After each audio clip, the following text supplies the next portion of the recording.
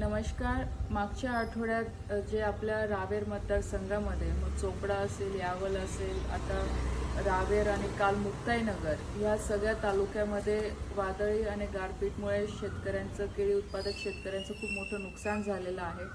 आणि मागच्या 3-4 दिवसापासून सातत्याने शेतकऱ्यांचे फोन मला येत होते की विमा कंपन्यांकडे तक्रार होत नाही आहे किंवा ते लोक पंचनाम्यासाठी येत नाही आहे. म्हणून काल तत्काळ मी आल्यानंतर इथे जळगावला सगळ्या विमा कंपनीच्या अधिकाऱ्यांसोबत, कलेक्टर ऑफिसच्या अधिकाऱ्यांसोबत ह्या संदर्भातली बैठक घेतली. कमिशनर साहेबांशी पण बोलली. मुंबईचे जे विमा कंपनीचे अधिकारी आहेत त्यांच्याशी सुद्धा मी बोलली.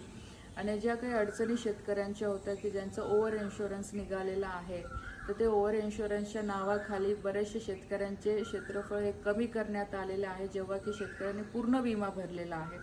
त्याच्यानंतर तक्रारी बऱ्याचशा घेतल्या जात नाही आहे, बऱ्याचशा शेतकऱ्यांचे नावं त्याच्यातनं वगळण्यात आलेलं आहे. तर या सगळ्या विषयावर काल चर्चा सविस्तर झालेली आहे. कमिशनर साहेबांनी पण विमा कंपनीच्या लोकांना आदेश दिलेला आहे, मी सुद्धा पत्र दिलेलं आहे की तत्काळ शेतकऱ्यांच्या ऑनलाईन ह्या तक्रार घेतल्या गेल्या पाहिजे.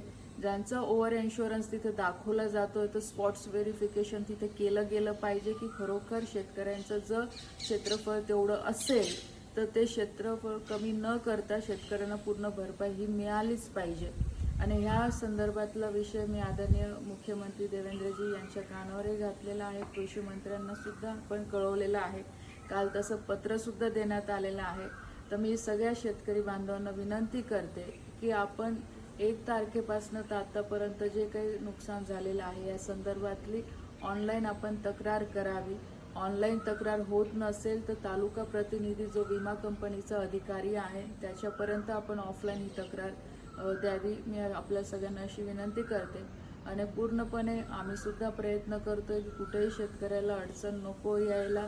त्यामुळे सगळे लोकप्रतिनिधी, आदरणीय गिरीशभाऊ असतील, सगळे आमदार असतील, ते पण आपल्या परीने प्रयत्न करतात. तर आपणही कुठे न घाबरता आपण व्यवस्थितपणे ऑनलाईन तक्रार करा. तक्रार होत नसेल तर ऑफलाईन तक्रार करा.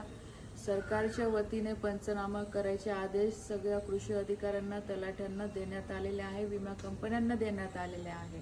तर आपण योग्य पद्धतीने ती तक्रार करून या सगळ्या गोष्टींचा विषय आपण कसं पुढे घेऊन जाता येईल यासाठी नक्कीच मी प्रयत्न करेन. धन्यवाद.